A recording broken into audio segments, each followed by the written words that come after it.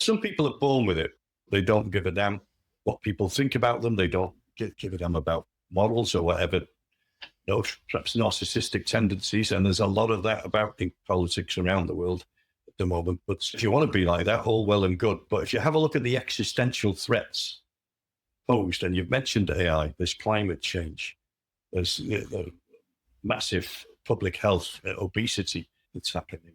The shift of whole peoples, of whole nations because of climate change, migration issues, and the issues that they cause on the receiving nations.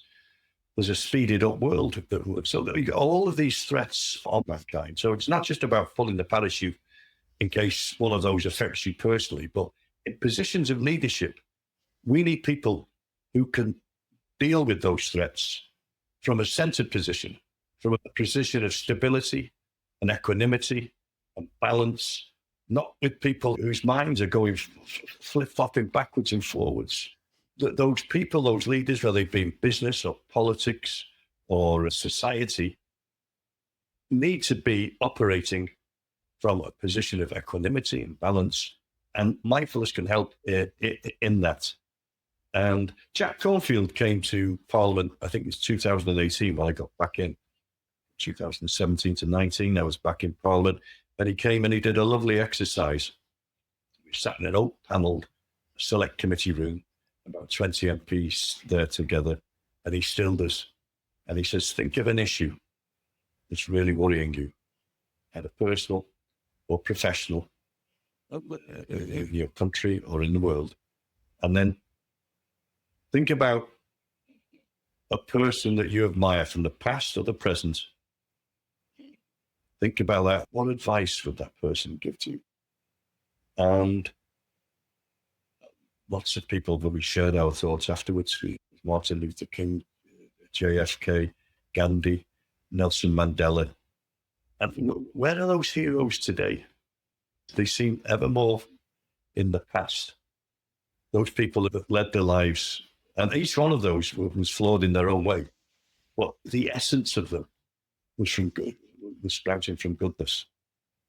So I believe that mindfulness can help inculcate some of those assets, some of those outlooks that those great leaders had. But it takes time for you to communicate with yourself on that. A time of silence, a time of reflection, a time of contemplation, a time to still yourself so that you don't react, you respond. Yeah. And so what gets in the way?